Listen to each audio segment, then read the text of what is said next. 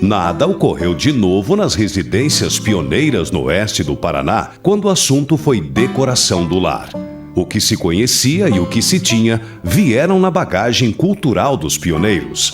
Tão somente a tradição transmitida e ensinada de mães para filhas sucessivamente.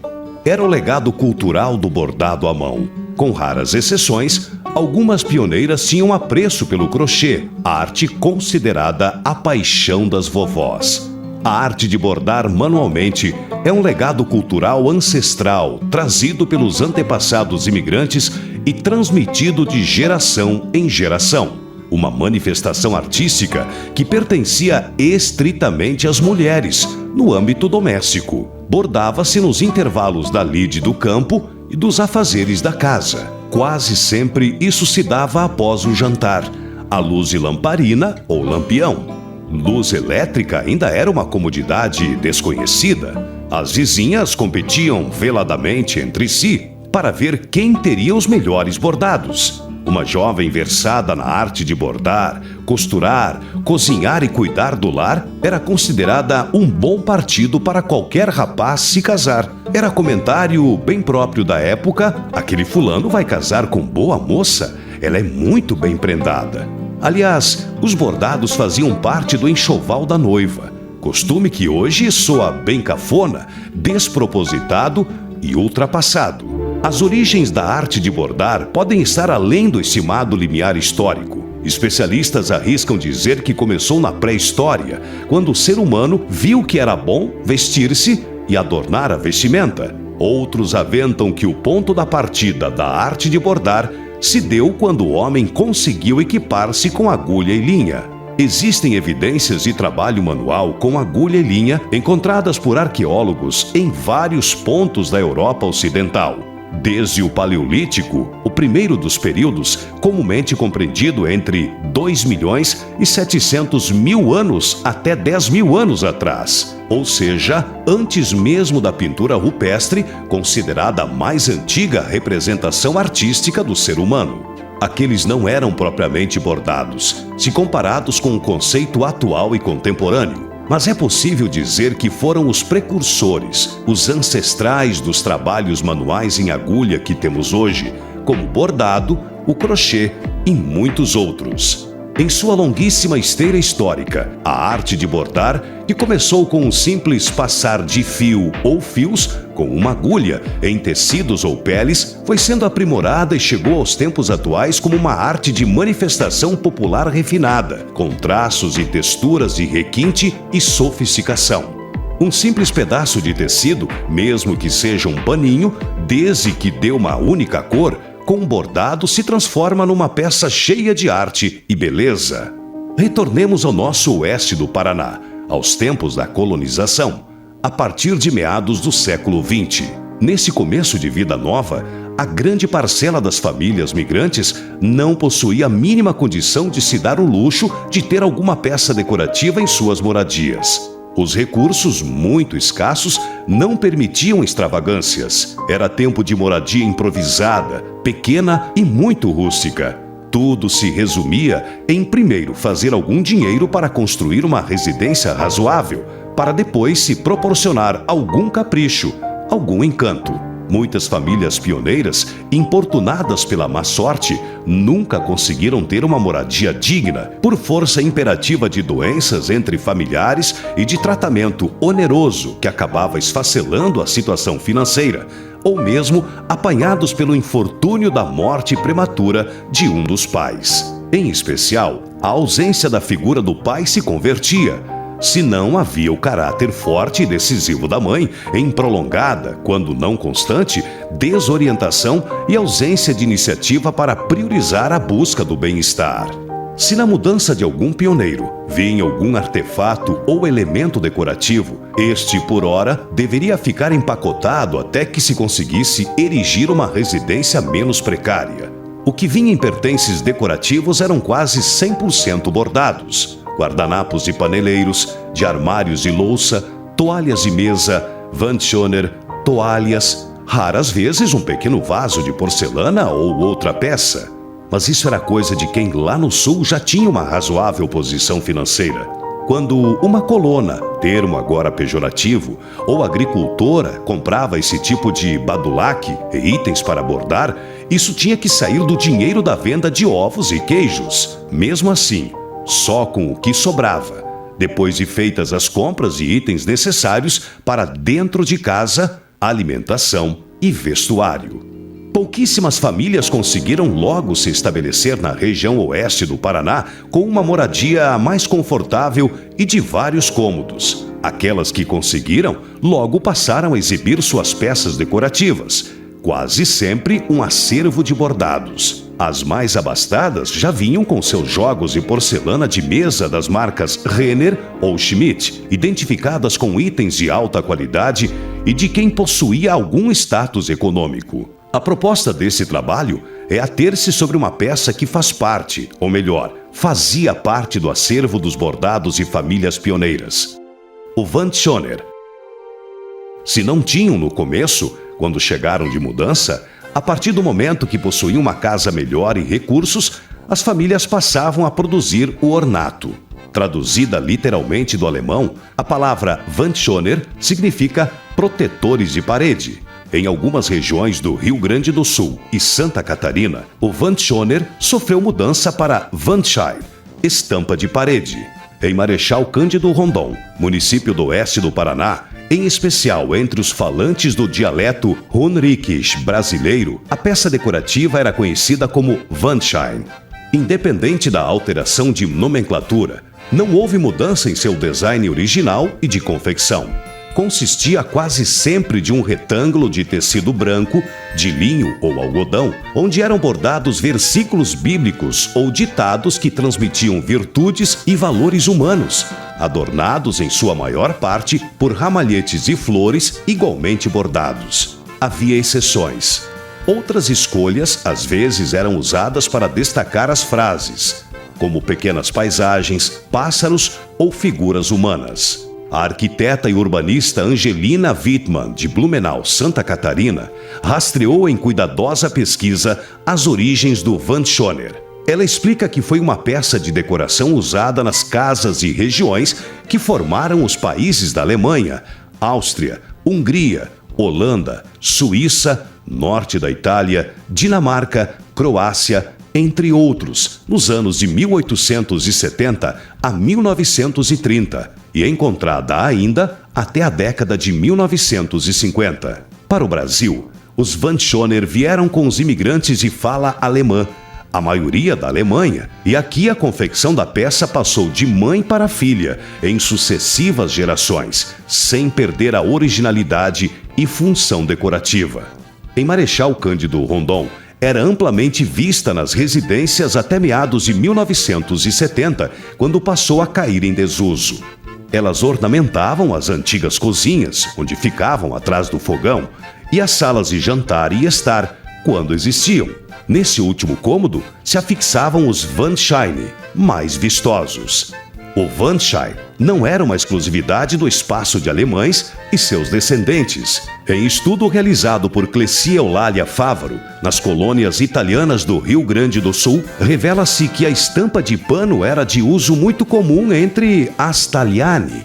Enquanto as mulheres de fala alemã se esmeravam em bordar frases no linguajar tedesco, as italianas já bordavam dizeres em português, como demonstra Clessia em sua obra Penélopes, do século XX, A Cultura Popular Revisitada. A hoje rondonense Helenita Saletti Foppa, italiana de segunda geração no Brasil e fluente no Talian, uma variante da língua vêneta falada no Rio Grande do Sul e Santa Catarina, recorda que sua mãe, Margarida Tersila Magnani, era dona de várias estampas de pano, as quais trouxe com a mudança para Pranchita, no sudoeste do Paraná.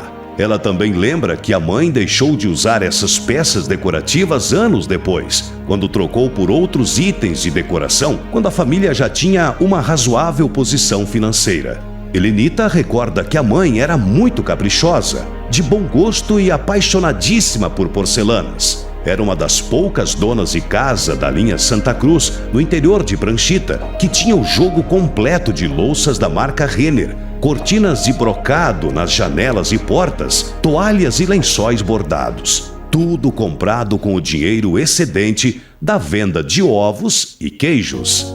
A pioneira rondonense Olinda Teresa Mesomo Toneta chegou de mudança em Marechal Cândido Rondon em 1955. Comenta que ela também tinha muitas estampas e pano bordadas, as quais usou para decorar a sua casa, mas depois deixou de usá-las quando veio morar numa casa de tijolos. E peças se perderam a ponto de ficar sem nenhuma para lembrança. Uma das principais causas para a descontinuidade do uso da estampa decorativa se deu com o processo de melhoramento e modernização das residências, quando antigas casas de madeiras foram substituídas por moradias e alvenaria.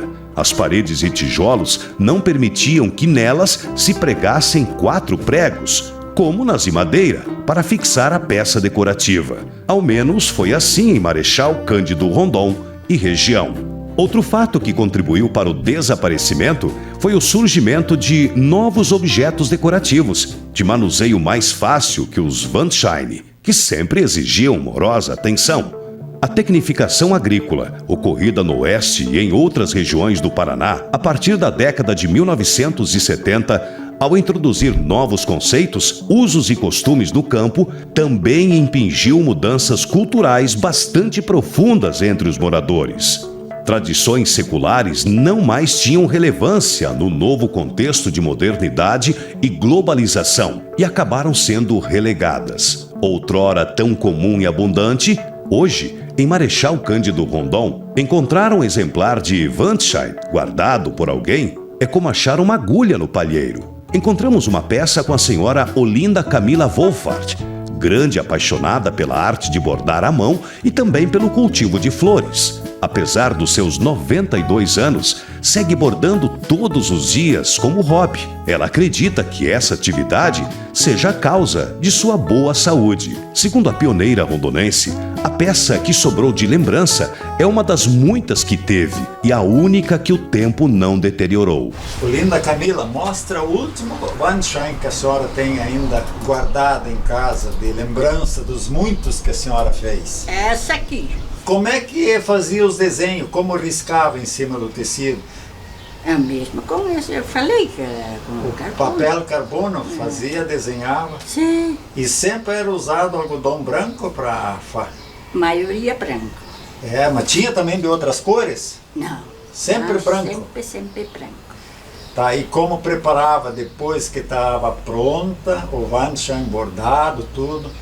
E daí lavava e daí tinha que engomar ainda, passar. Muitas vezes comava e muitas vezes não, porque eles estragam mais antes. Ah, fica... vai se estragando antes, né? Como é que pregava na parede? Com prego. Em cada ponta? Estendia na assim, de linha que ali. É fácil. Sim. A parede de madeira é tão fácil para... Sim, mas a parede de alvenaria não dava certo. Tá, não, agora tá já esses pregos. É, já tem outros pregos para prender, mas hoje deixou de bordar Wandscheine. Ninguém usa mais. Isso já há anos. Ninguém usa mais, né? Mas tá muito bom assim, ficou uma lembrança do que foi a grande arte de bordar os Wandscheine, que era muito usado principalmente atrás do fogão, mas também usado nas salas de jantar, como também nas salas de estar. Olinda Camila lembra que além dos Wandscheine, compunham a decoração das moradias das famílias pioneiras a Estrela da Felicidade, confeccionadas de losangos e papelão, cobertos com tecido colorido e mais as fitas de papel crepom multicolorido, as estrelas da felicidade enfeitavam os tetos das moradias. Neuci, filha da pioneira Olinda Camila, ainda segue a tradição de confeccionar estrelas da felicidade, seguindo a antiga tradição de montagem junto com a irmã Telci.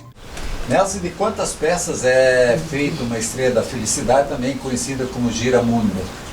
Um giramundo desses, ele tem 60 peças, desses losangos, assim, 60 peças.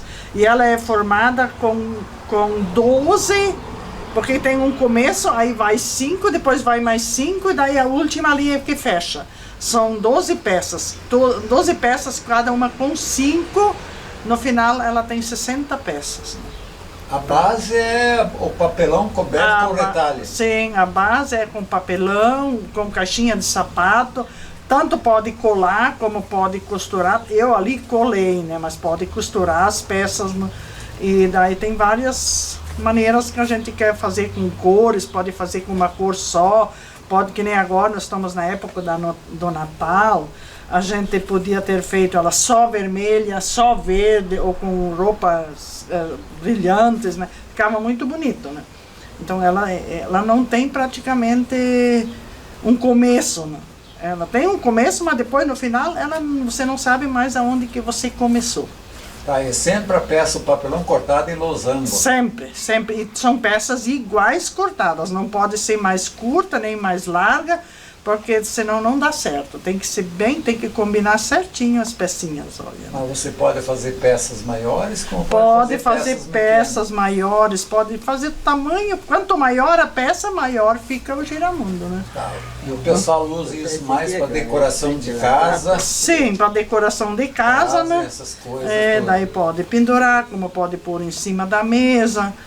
Conforme o gosto de cada um, né? Você tem uma pronta e uma estrela da felicidade? Tenho uma pronta. Assim, ó. Essa daqui, ó. Então, essa aí você usa pendurada na eu sala. uso ela pendurada. Outras pessoas usam elas em cima de Em mesa. cima da mesa, num canto da casa, assim, pode pôr numa mesinha, se quiser. Então, você vê, ela não tem começo e não tem fim. Tudo é um começo e tudo é um fim. Porque eu não sei aonde que eu comecei essa peça ali. Certo. Porque são 5 peças e mais 5, e daí embaixo, onde é que fecha, né? Parece que antigamente eles davam para o casal de noivos uma estrela da felicidade para o casamento ser feliz a vida inteira. Diziam, né, que era para dar de presente para os noivos, para a vida inteira, era da felicidade, né? As duas também se dedicam à paixão do bordado, reavivando a confecção de Van Shine. Até onde se sabe, as estrelas da felicidade, também conhecidas como estrelas giramundo, não faziam parte do aparato decorativo primitivo dos alemães, como os Van Schoner, mas eram parte da ornamentação em uso pelas famílias brasileiras. Muitos atraentes em seu formato, facilidade de confecção e baixo custo, logo encantaram as mulheres imigrantes que passaram a montar suas próprias estrelas da felicidade para enfeitar mesas e tetos de cozinhas e salas. Tudo indica que as estrelas da felicidade têm origem ibérica, em Portugal e na Espanha. É crível que as fitas de crepom estendidas em cômodos da residência sejam uma tradição portuguesa. Contudo, o assunto demanda uma melhor e exaustiva investigação quanto às suas origens. Certamente, o multicolorido do papel encantou as mulheres alemãs e estas introduziram as fitas como elemento estético em suas moradias. As fitas de crepom também eram usadas para enfeitar o teto de salões de baile.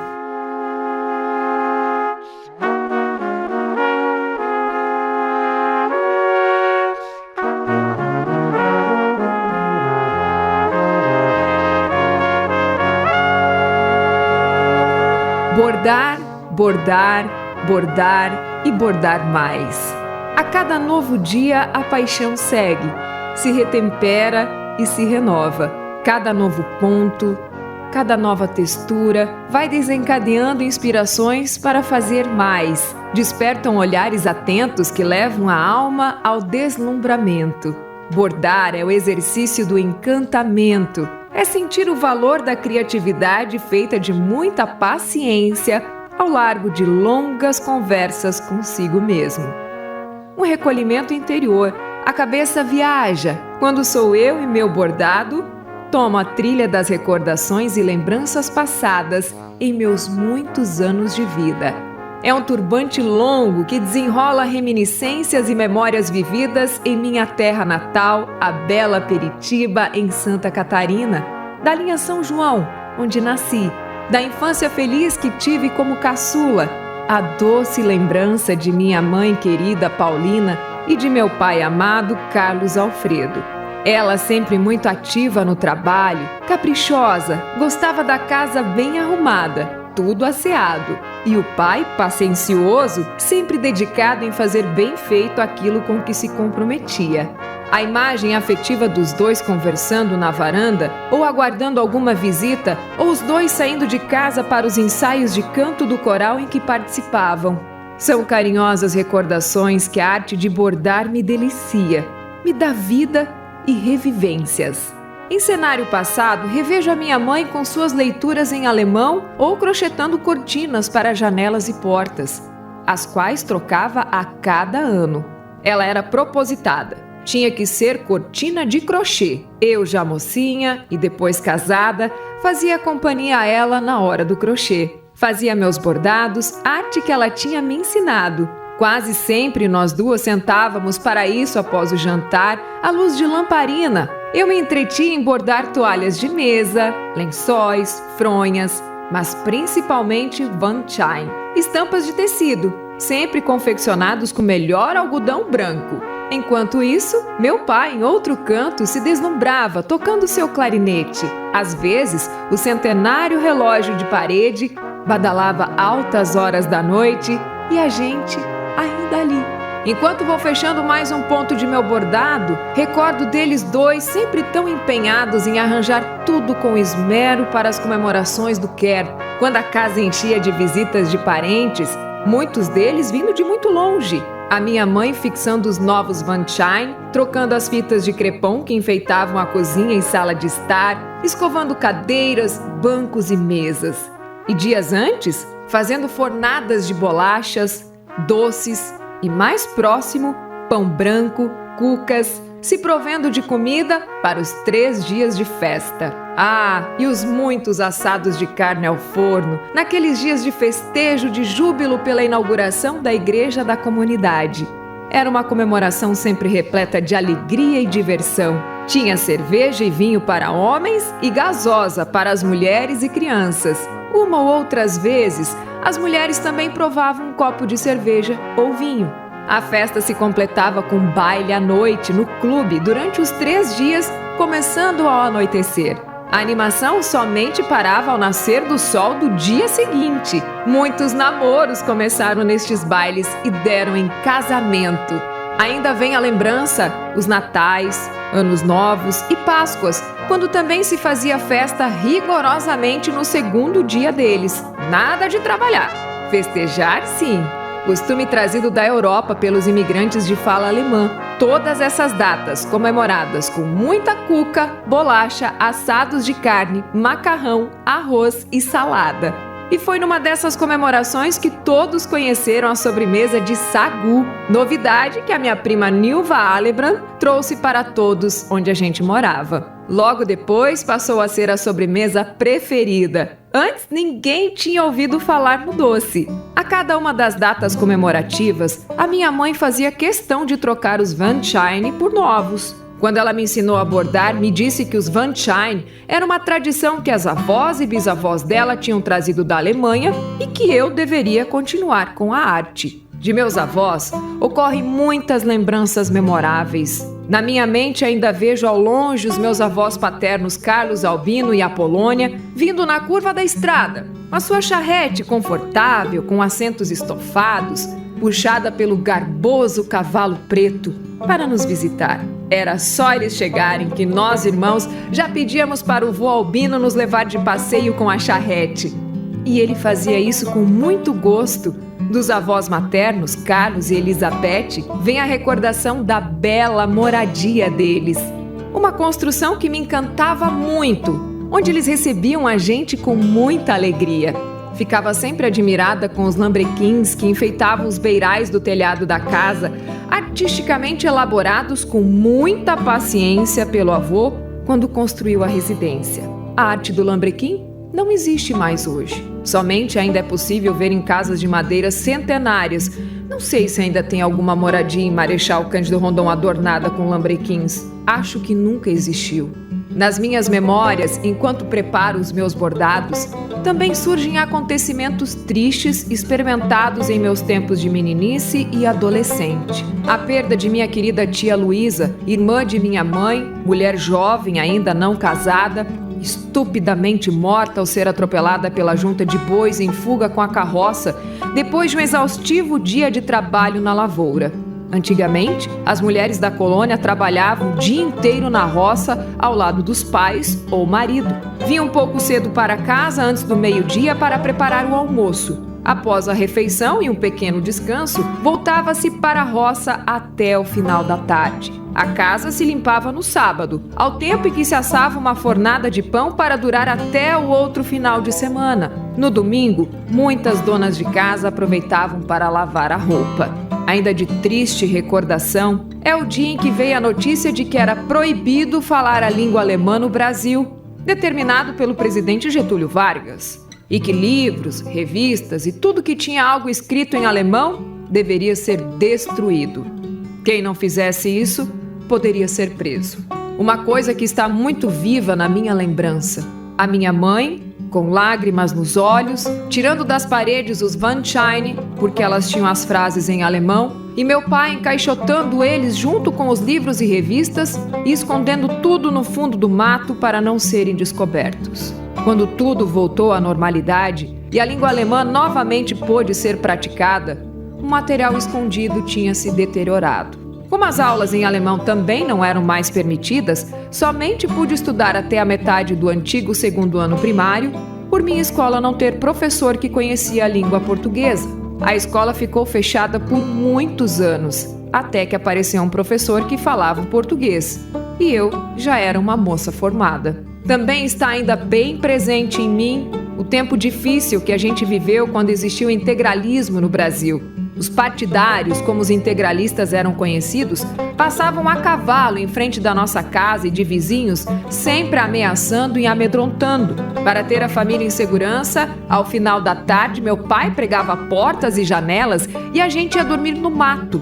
E isso foi por alguns meses. As recordações se multiplicam. Horas e horas seriam necessárias para descrevê-las, o que a mente detalha em alguns minutos. Não me escapa a lembrança da mudança para o Paraná, os longos 8 dias de viagem para chegar de Concórdia até Marechal Cândido Rondon, devido às chuvas durante a viagem e estradas sem um único metro de asfalto.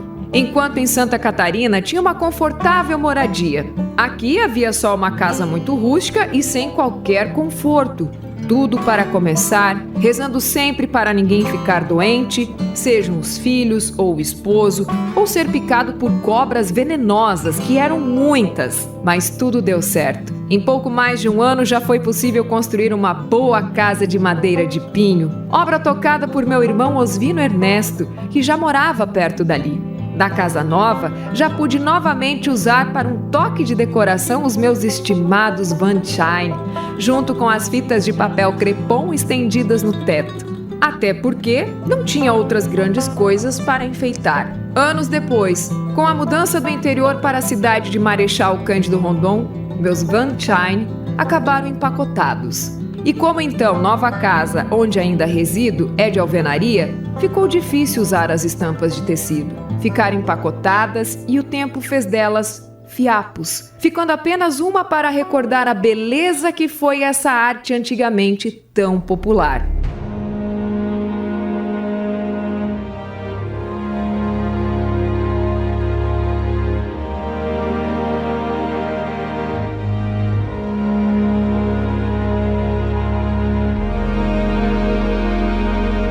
É isso. A cada nova jornada de bordado, um pacote de lembranças e recordações se abre para quem tem mais de 90 anos, alegres e tristes. O que amamos é a lembrança eterna, e o que realizamos e vivenciamos com amor se eterniza na memória.